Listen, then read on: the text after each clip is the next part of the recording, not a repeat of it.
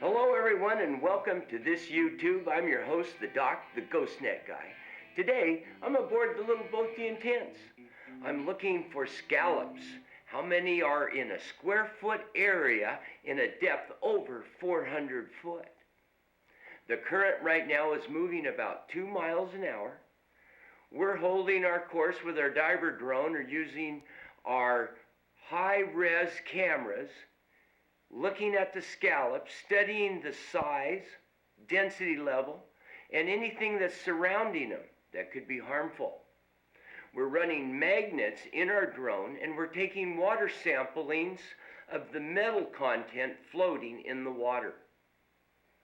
Recently, Channel 7 KIRO News reported on our marine snow.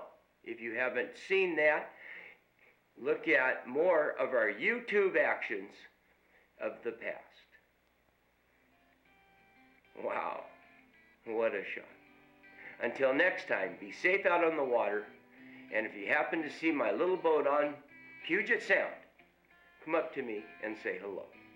We're always wanting people to volunteer, jump on the boat themselves, see for themselves how working together good people can really make good things happen. Bye-bye.